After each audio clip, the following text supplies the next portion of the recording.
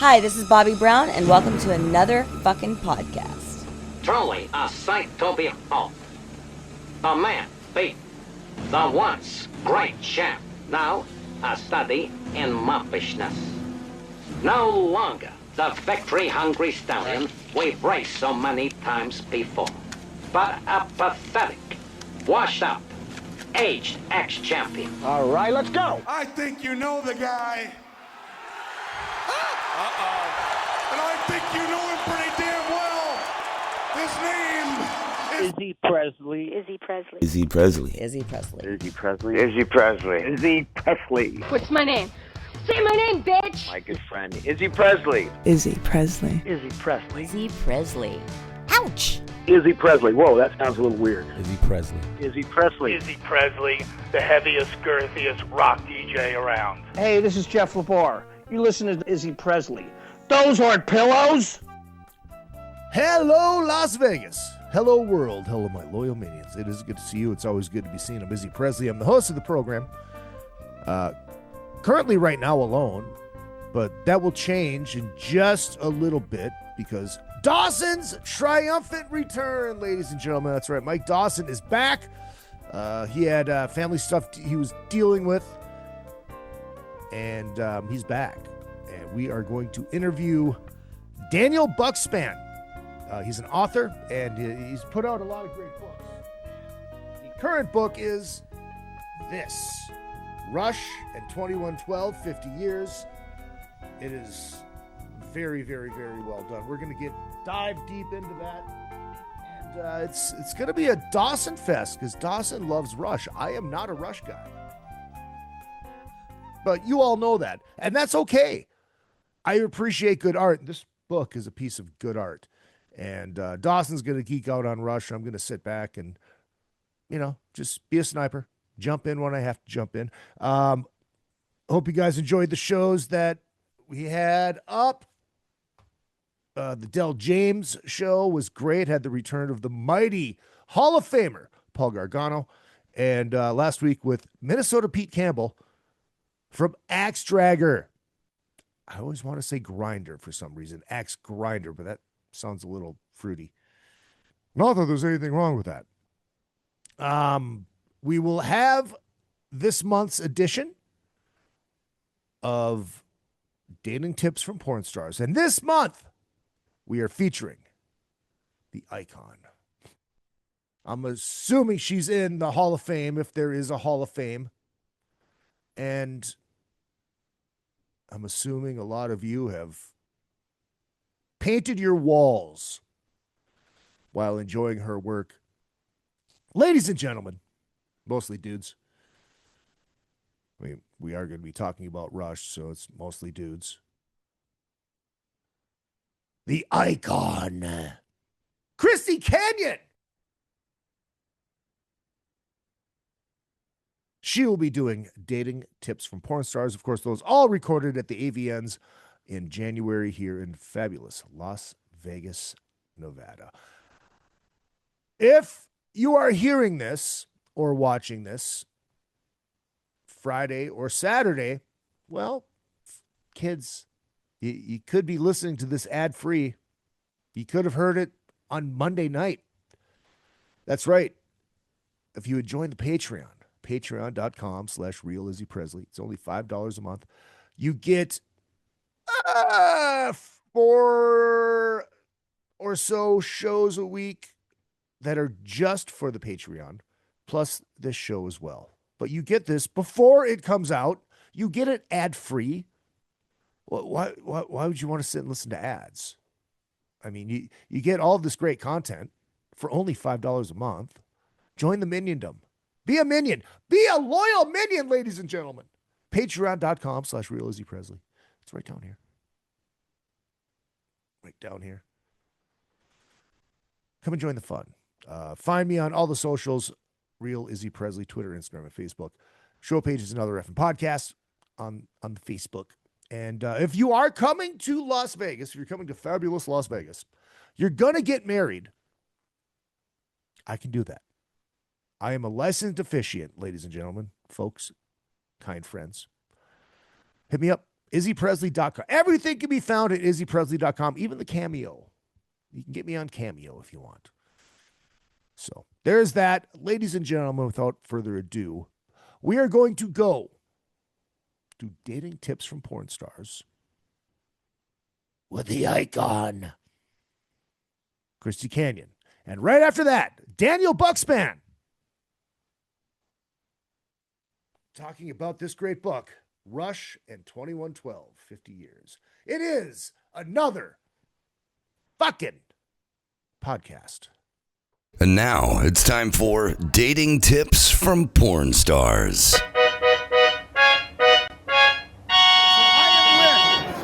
Icon and fellow Shout It Out Loud caster, Hall of Famer, Christy Canyon. Woo!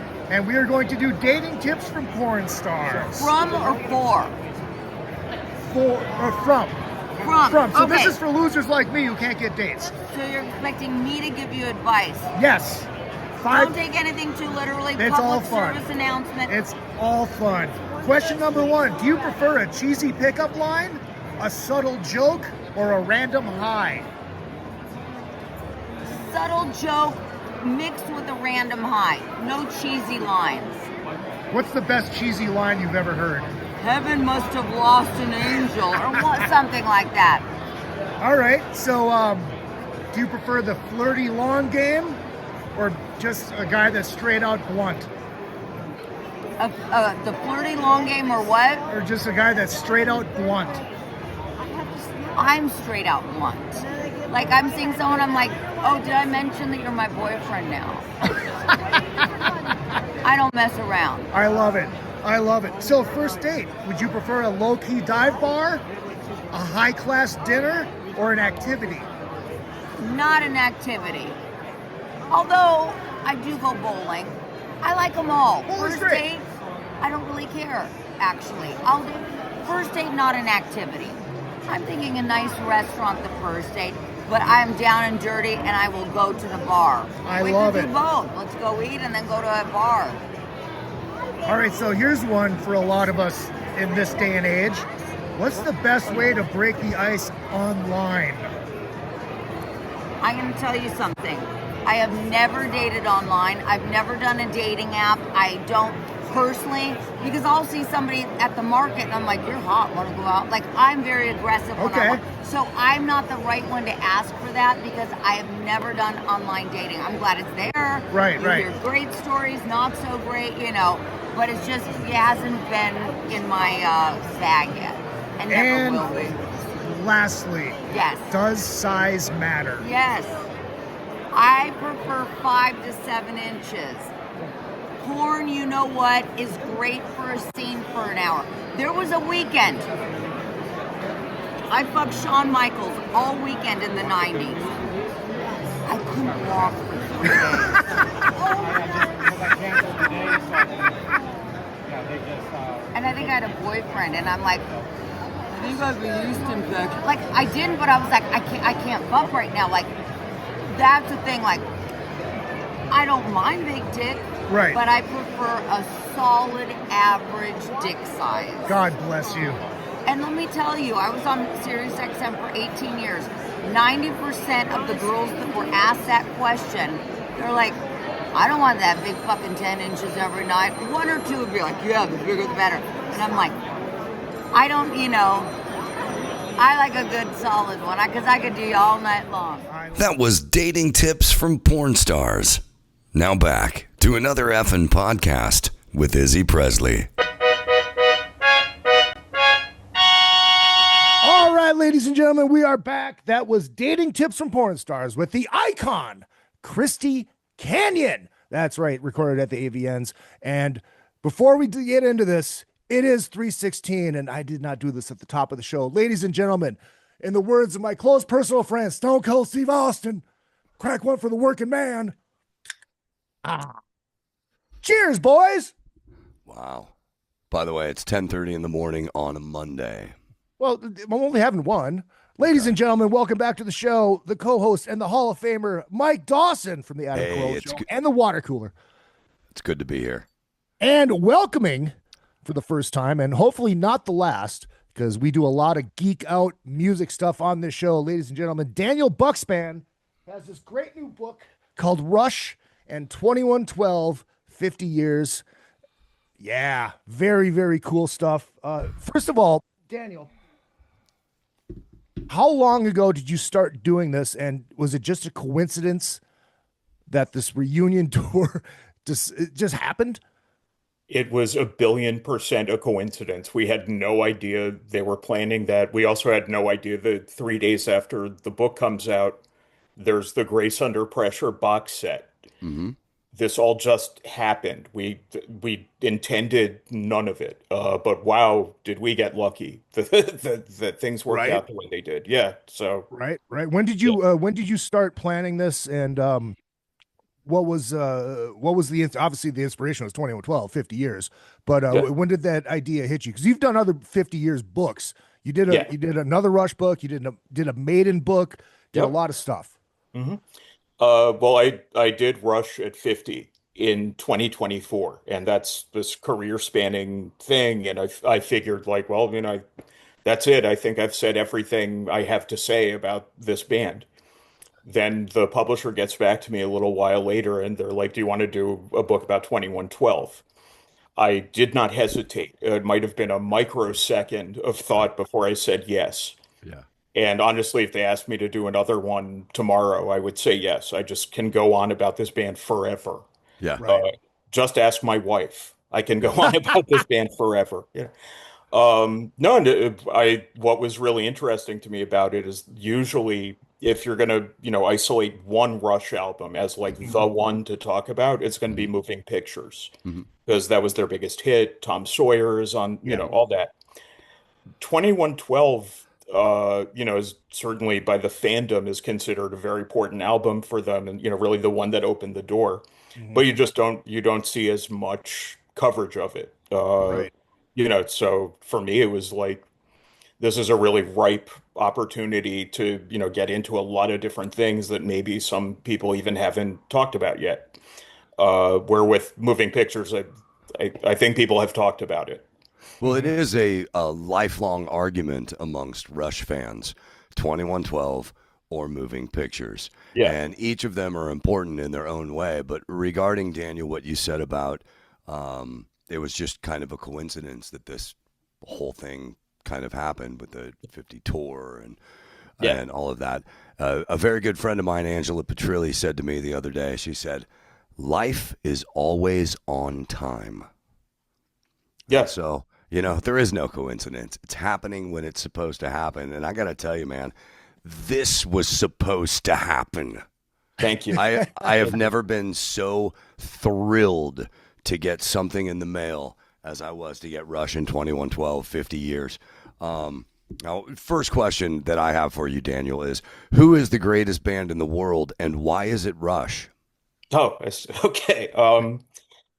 I long ago stopped having a favorite band or greatest band in the world just because you will get into an argument every time. And I'm 56 years old and, enough already. But, Rush, who certainly are in like probably my top three, I would have to say. Just obviously they're world-class elite musicians. You cannot do better than these guys. Right. And obviously the songwriting is there and, all of it, everything is there that you want to be there.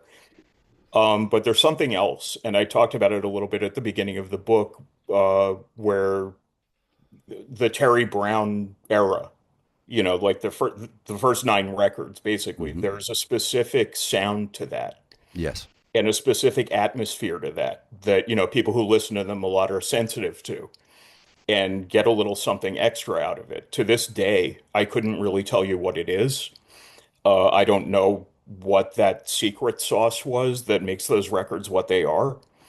But, that's part of why, to me, they're one of the greatest bands in the world. It's not just, the things that they obviously do. There's also subtleties and details that as you get to be a fan over the years, you start to notice and pick up on.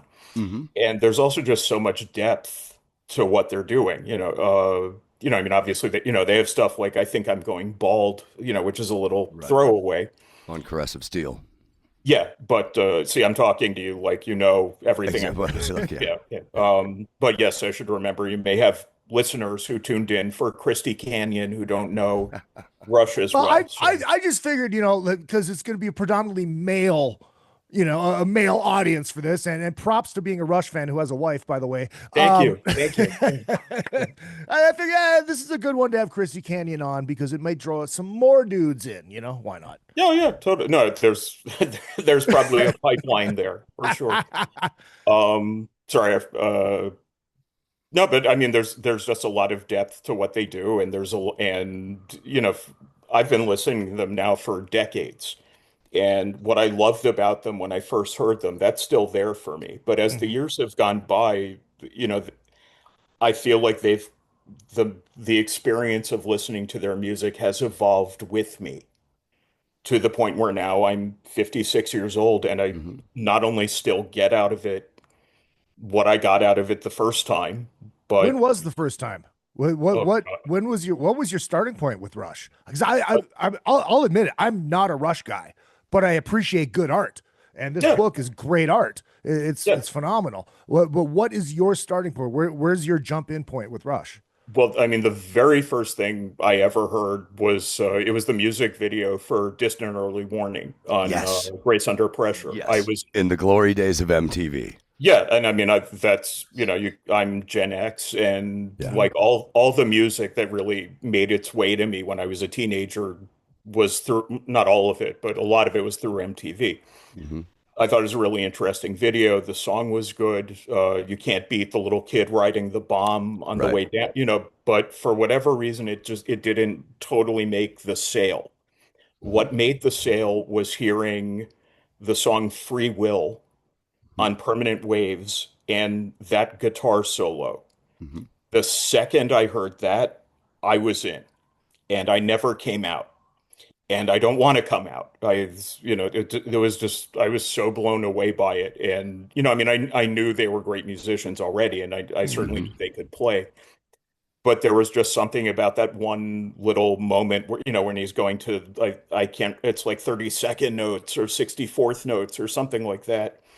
And I just couldn't believe my fortune that, you know, that something like this existed. And I still get that from them a lot, where I'll be listening to them and it's like, this is so good, I can't believe it exists.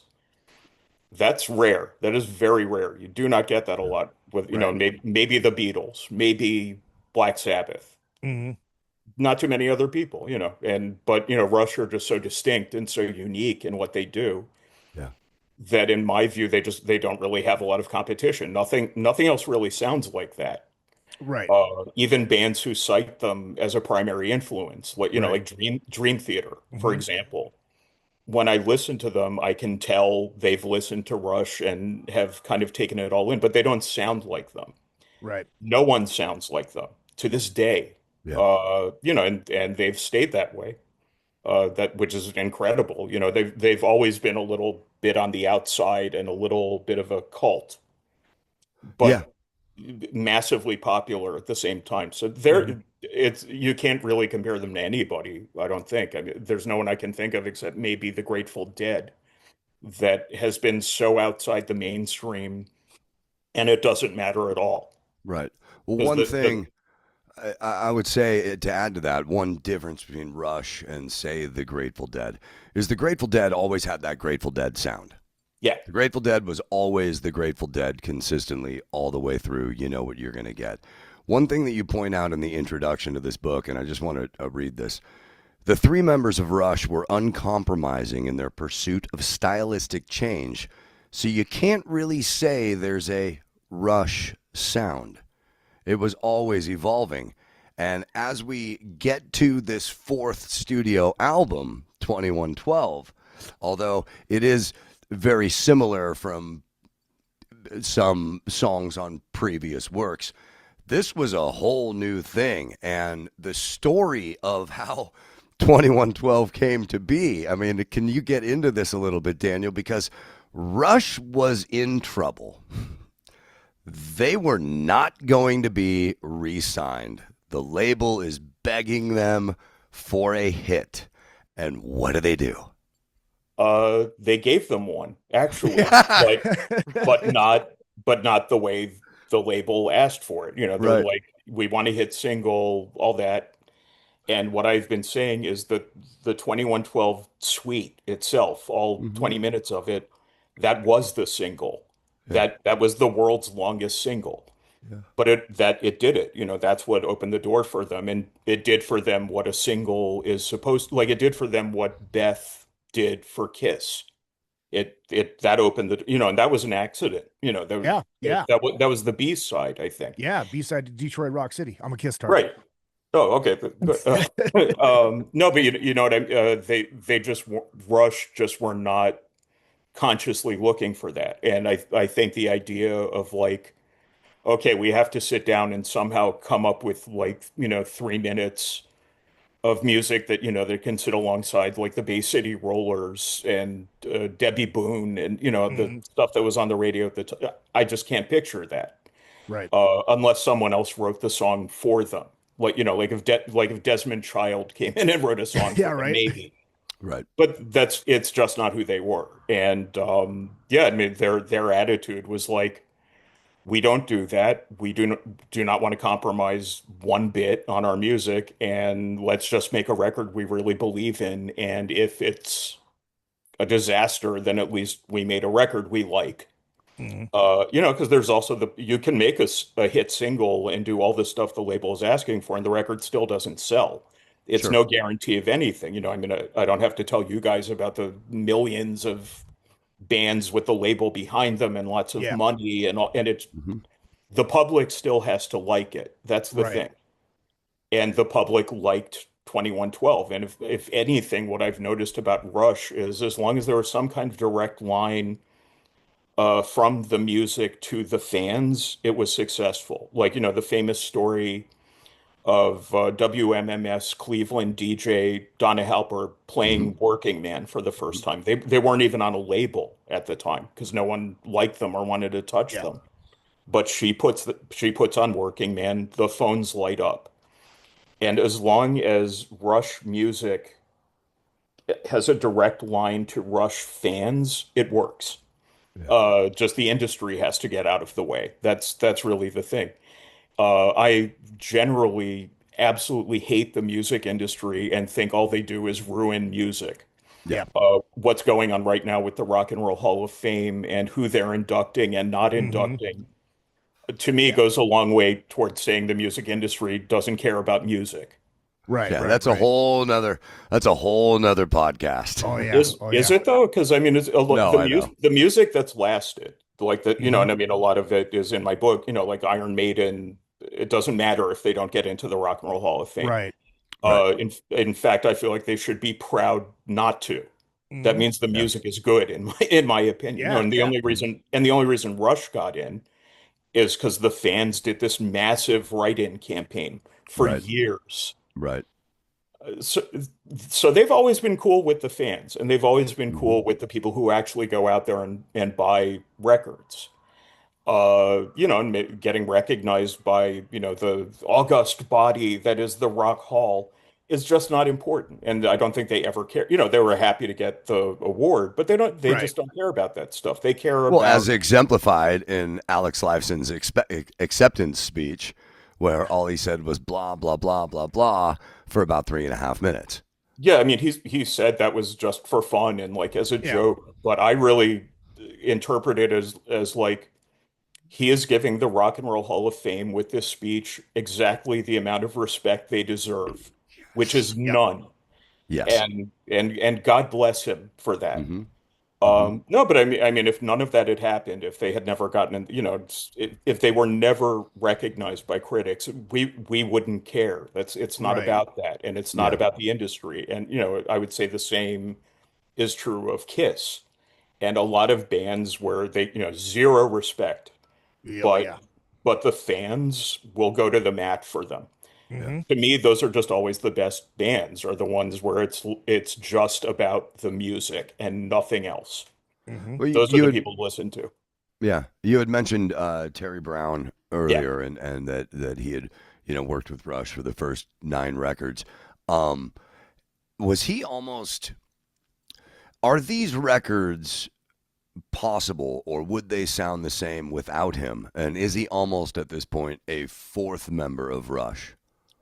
Um, I mean, they characterized him that way, Yeah. and I repeat it in the book. I mean, you have to be a little sensitive about that, because like if you talk about like the Beatles and George Martin, Mm-hmm. Right. you have to get to how much of that was George Martin and how much of that was the Beatles. Mm-hmm. Right. And I have made a lot of people very upset by saying all the really good stuff that was George Martin.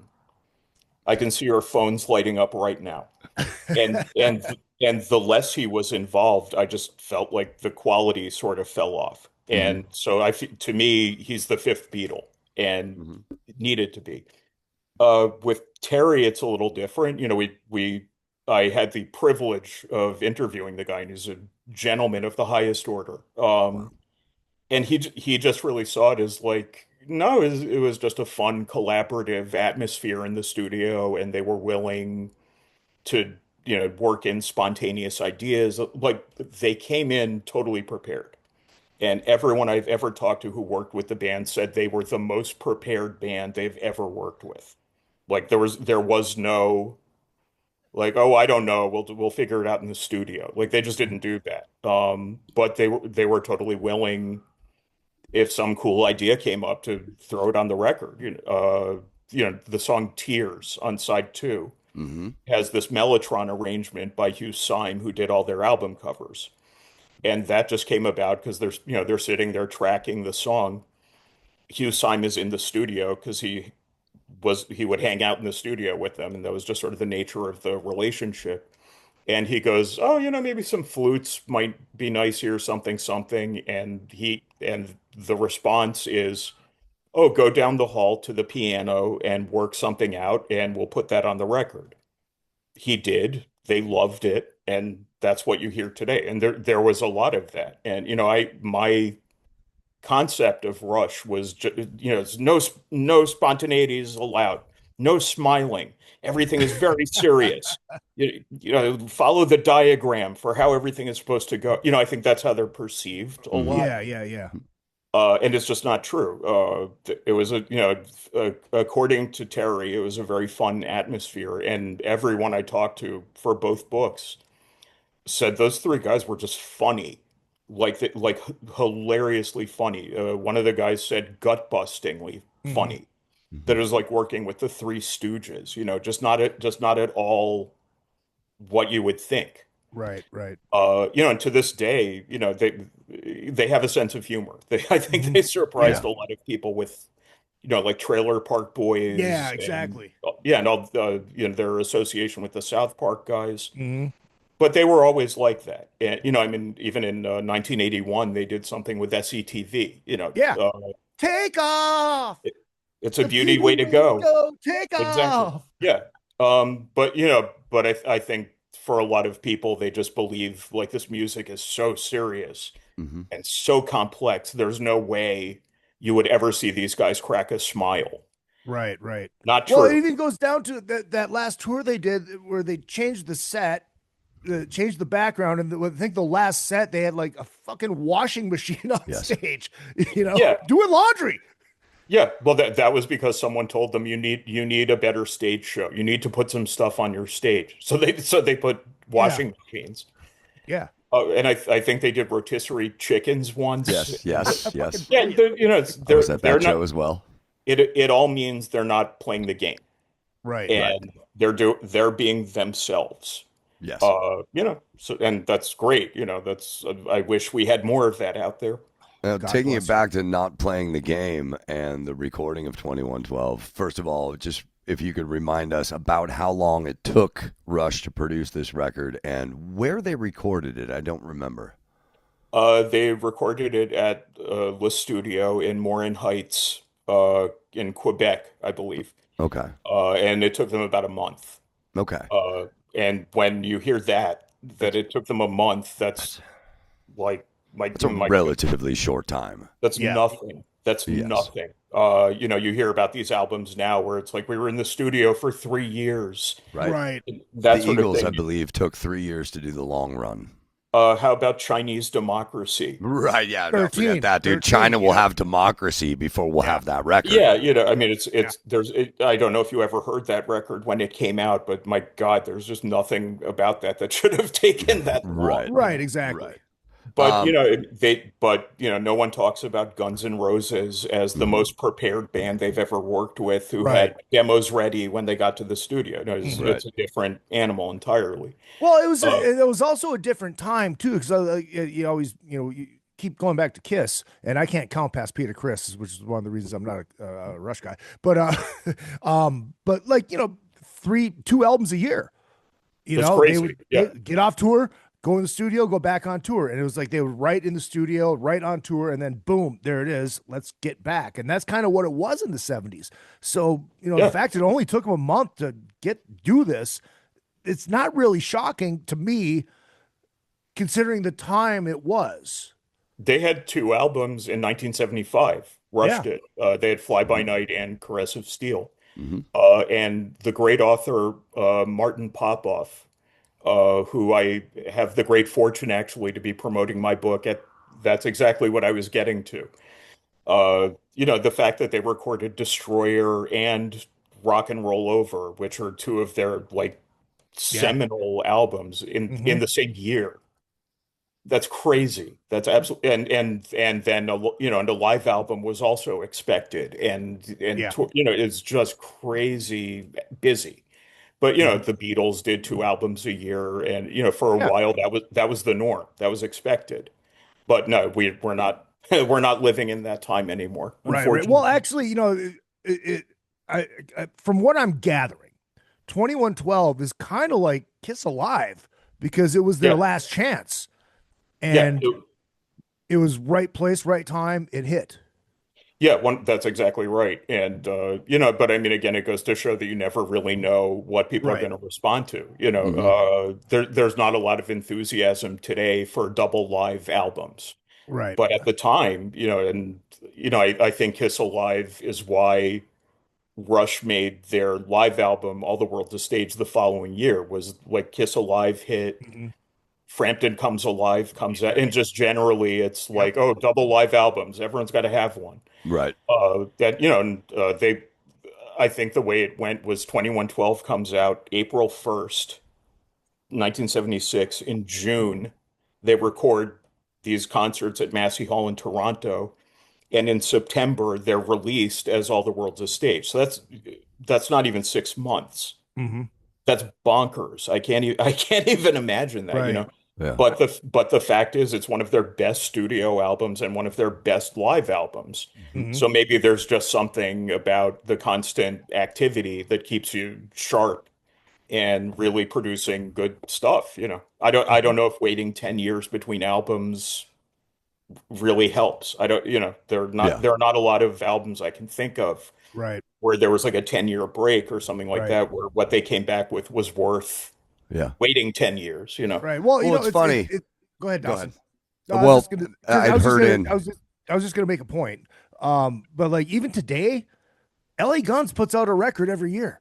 Yeah. They're still at it. I love that there's a band that does that. Dawson, what did you have? Well, one of the things that I was taught or was floated to me in audio engineering school is that records aren't really released; they escape. Yeah. And you could be working on a record forever and ever and ever. I think Rush is the only band that has produced and released so many perfect records. Yeah, and they wouldn't release them unless they felt like these are ready to go. Getty did say once, like, they do have to take it away from me eventually. Yes, because otherwise I'll just be fiddling forever. Right. But even so, I mean, there are like Barry Gibb of the Bee Gees is said to be this like notorious perfectionist who will just take forever with and I mean, a lot of it you can't really argue with the results. Right. A lot of it you can argue with the results, because some of it is garbage. Right. But some of it is a masterpiece, But it all just comes, I think a lot of it just comes down to the production schedule. My production schedule for this book was kind of aggressive, but that really helped me like focus and bear down and do what I needed to do. And I had another manuscript right after that. And I've found being constantly busy like that is really good for my writing. Right. And it's probably really good for musicians too, to just it's going. You know, a lot of musicians who I really admire, like Neil Young, Willie Nelson, they're still Willie Nelson, I think, is on his 150th album or something like that. Right. Yeah. And it's about just keeping it going and being a musician and living that life and just getting this product out there. And maybe people don't like it today, but in 20 years they'll discover it and it's great. It's for the ages, you know. But yeah, I just again, the bands who like, you know, like Metallica taking years and years and years between albums, I just don't know that the results are there. I gotta say. One of the things. Go ahead. Go ahead. One of the things that I really appreciate about being a Rush fan over these years is we always seem to find something new. Yeah. Something intriguing, something like, I never thought of something that way, or that had never occurred to me. You point out something in the book that I was like, yeah. And I'll just read this to you. 2112 features exactly 2 nods to classical music, both of which occur in the first movement, Overture. The first comes in the form of a brief snippet of Peter Ilyich Tchaikovsky's The Year 1812, the 1812 Overture, Rush's miniature tribute to it, even as the sound of firing cannons, just like the original. I never put that together. And then this second nod, and this is kind of in the vein of the Rush humor, the second nod to classical music is simply that they called that first movement Overture. Yeah, that's it. There is nothing else. You know, maybe the fact that it's like split up into movements with Roman numerals, you know, like that's there. But yeah, no, I mean, I spoke to a classical composer, an accredited classical composer, and he's like, no, there's no classical music on this anywhere except that little da da da da da da da da da. Yeah, for your listeners who were here for Christy Canyon and don't know classical music. Right, yes. Right. But they'll know da da da da da da da da. Yeah. Yeah. Sorry to keep coming back to that, but I just think it's funny. Well, I mean, it's Christy Canyon. Yeah. And I just the last thing I was on, they were talking about how I was going to be sharing time with Taylor Momsen. And it's just funny that it's like, wow, me and Taylor Momsen, or wow, me and Christy Canyon were on the same show. Right. Well, I think at our age, the more impressive one is Christy Canyon. Oh, 100%. Yeah. A billion percent. Yeah. I know my place in the world. It's okay. Right. Just really quick, Dawson, what time do you have a hard out at? I can go for about 10 more minutes. Perfect. I'm curious, Daniel, about the atmosphere in the studio during this recording in regards to people in suits trying to knock down walls and find out just what the hell is going on here. They dealt with that in a really smart way. They locked everyone out, would not let anyone hear what they were doing, told their manager to tell the label they're making really commercial music, even though he didn't hear any of it. They just lied to him and had him go live for them. Then they present this record, which is just not what they asked for. But the atmosphere in this studio, you know, I must thank again Terry Brown for letting me know this. He said was just a lot of fun, and they were just really having a blast making this great record, and all the sort of music industry concerns and all that like really didn't intrude on what they were doing. And I don't think there was ever a moment, like even at the very end, where they're like, should we try to do a single like the label wants? I think that everyone understood the assignment, and everyone understood like, no, this might be the last thing we ever do. So let's really make a statement here. Well, but they weren't at this. But at the same time, they had fun doing it. So you know, part of that statement is releasing 2112 on side A and then ending the record with Something for Nothing. Yes. You got to Yeah. lay it all on the line. You want this? Take a chance, get it, but you're going to have to give some of your own blood to get it. And they certainly 100%. did. Yeah, I mean, I feel like Something for Nothing is almost kind of, in a way, is like the Cliff Notes for side one, where Yeah. it's like, in case you need to review everything you heard on side one, what we're saying is, Yes. and it's just this very concise 4-minute statement that kind of characterizes just being yourself as the ultimate act of rebellion. Mm-hmm.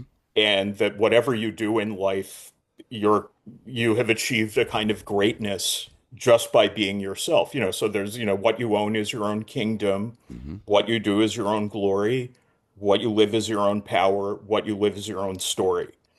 To me, that coupling, In your hands is the answer. Let it guide you along. Sorry. Go on. all of it. Yeah, no, but I mean, Yeah. for me, when I heard that, I really kind of took that up as like a personal cause.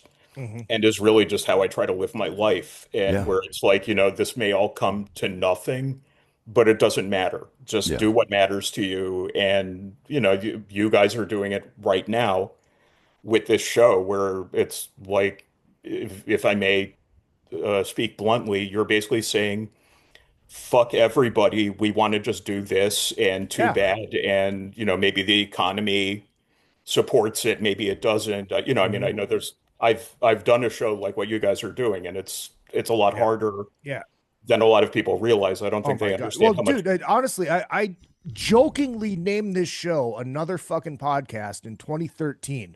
Right. Jokingly. And now everybody does have a podcast, so it's not easy.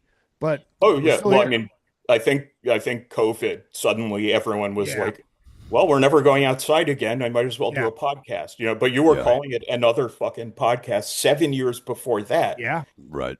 So the market is full in a lot of ways. And, and it's the same thing as when I write these books, it's like everything has been said already about Rush. They wrote their own books, and what they said, that's the last word. They're the final authority on themselves. Right. But I still wanted to write this book anyway, and it still gives me such joy that I did it. To me, I don't know. That's what you love is your own power, right there. Right. Daniel, who did you all talk to, in preparation for this and doing research? Well, there were some people I had already interviewed for Rush at 50. Hugh Syme, the album cover designer, and Donna Halper, who we discussed, the woman who discovered them and was also at Mercury Records when they were making the record. Isn't it ironic that it was a woman that discovered them? That's very ironic. That is very ironic. I never really thought of that. I will say there's a much larger female presence in the Rush fandom than they get credit for. And, certainly at first 10 years, maybe it's all dudes, 100%. Yeah. Right. That stopped being the case as time went on. And, I mean, when I saw them, there were women there, and they knew the words and were eardrumming, so they were not dragged there by their boyfriend or anything like that. That's the thing about a Rush show is everyone at a Rush show, there is no place on God's green earth where they would rather be than in that moment at that Rush show. I've become instant best friends with people I've never even spoken a word to just during a drum fill when we caught each other's eyes and we both went, yep. We're in the right place. 100%. The band has recognized that too, and they've said like pretty much every night when they play, they're looking out at this sea of people like doing air bass and air drum, and they're like they know the songs better than we do. Right. They get the fills right every time. They never make a mistake.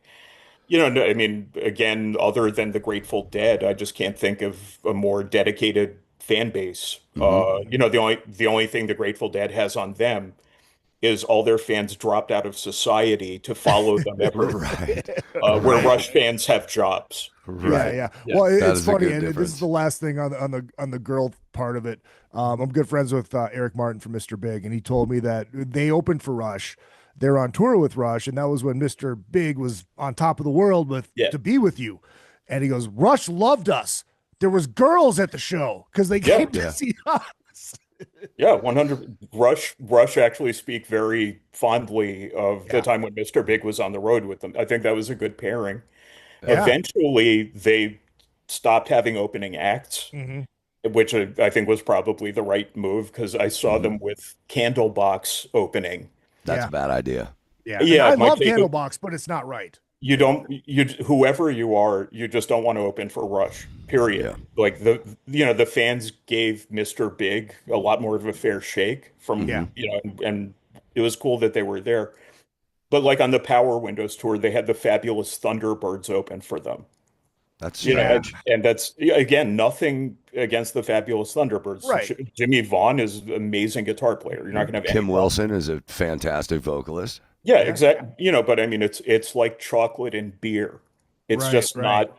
Those are great things in isolation, but you're not going to see someone with like, a Molson in their right hand and a Hershey bar in their. Unless something's wrong with them, Right. But yeah, they got some women in, and perhaps that was the moment when women went like, "Oh, this stuff my boyfriend won't shut up about is actually pretty good." Yeah. Right? Well, Maybe speaking of women, Annika in the band now, and I'm curious, in your research and development and writing of this book, did you discover anything that might give you some insight into what we can expect in the Rush 50-ish tour? No, because they're doing everything completely differently from how they did it. Like they got a fourth member to play keyboards. Right. They have never, that was like a big no-no the whole time they were together. They considered it in the 80s, because Geddy was doing like a lot more keyboards.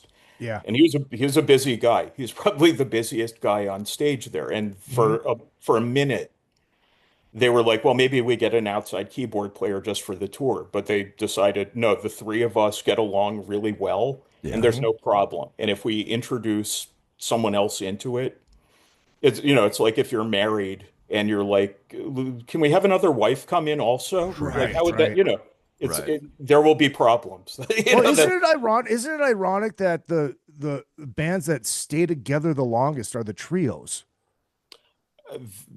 I think in the words of Notorious B.I.G., more people is more problems, and it's just the more people. To me, it's like I don't see how a band like Molly Hatchet that had like 7 people on stage could keep it together. Most of those Southern rock bands actually, it was they had like 40 people on, like Black Oak, Arkansas. Yeah. All of them, just there was a lot of people up there, and I just don't know how you can get 7 people and they all have no problem with each other. Right. 3 people, your chances are a lot better. Yeah. I look at this latest Rush tour as a chance to say goodbye that we didn't have before. Yeah. It's like Jerry Seinfeld always talked about that last cookie satisfaction.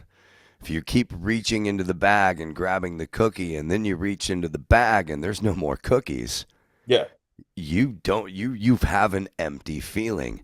And so I'm taking this tour as a gift, as a chance to say goodbye and hopefully say hello. I don't want this to end. Don't get me wrong, but at least it's a chance to gather again with your old friends and fall in love with your favorite band one more time. One last thing I just want to say, Daniel, I am a huge Rush fan, but I was doing a podcast called The Water Cooler a few years ago. We still do it, but there was a question that was floating around the room, and it's, when was the last time you cried and why? And all the guys went through and told, some horrible stories, some really heartfelt good stories. And it came to me and I said, well, I was at a Rush show and I cried because I was at a Rush show. I get it. It's one of the most emotionally tugging experiences that I can personally have in my life. And I gotta say, man, this book the work you put into this, it seems like it would have taken 50 years to produce this. And in a sense, it did. Kinda, yeah. But did you have? There's. I love pictures. There's a ton of pictures in this book, and collecting all of this stuff and putting it together. I have a feeling that it was just easy. We were very lucky to have our rock star photo editor Stuart Pease involved, and he just nailed it. He just absolutely understood what we wanted and what we needed, and really what you needed. Because for me, it's all these books that I've been doing for Quarto the last couple of years. For me, it's very important that they come off as by fans for fans. You know, and I'm getting good feedback from fans in very much like what you're saying. And so, to me, that's everything. That's the whole point right there. Yeah. And if you, as someone who like really digs this band and they've really done a lot for you over the years, if you feel like I, sort of met the challenge, then I don't care how many 1-star reviews I get on Amazon. I don't care about that at all. I believe you did. Terry Brown liked it too. So that's okay, I'm out. We're good. There you go. Yeah. I'd like to share one more story with you. I know we got to run. Yeah. But it was in the R30 tour. I was working in radio in San Diego, and my only ask when I got the job there was that I get the luxury box suite at Coors Amphitheater for the Rush show. Right. And they gave it to me and invited my best friends from high school. And we got to do the meet and greet and all that. And you don't get to meet Neil, but you stand in a long line to talk to Alex and Ged. And the whole time we're standing in this line for about an hour, I'm going through my head exactly what I'm going to say to these guys. This is my chance. This is my chance to tell them how much they mean to me.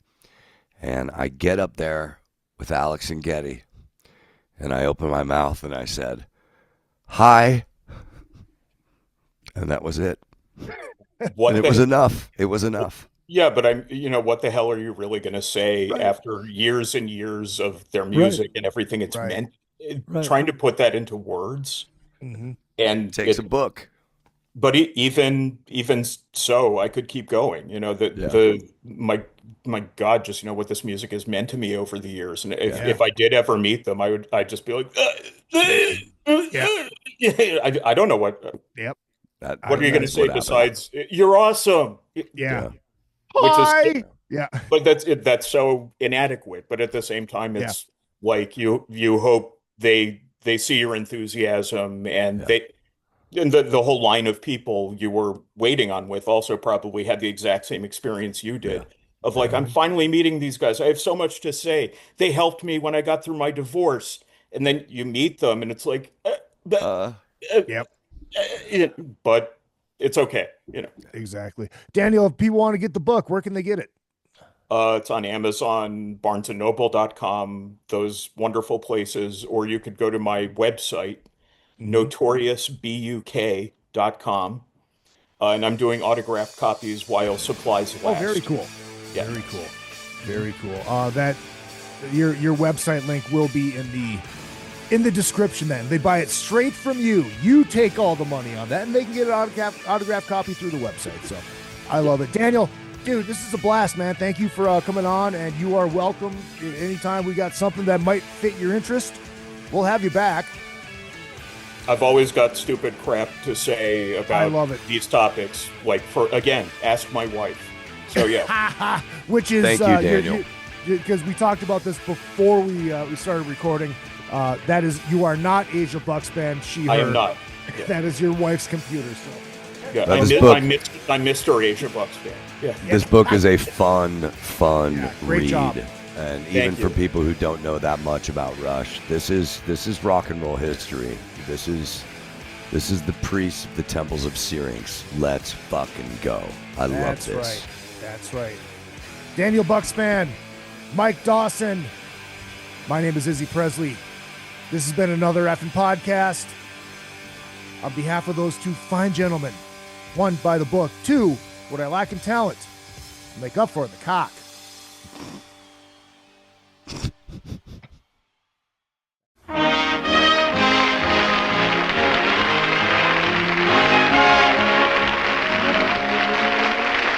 Thank you.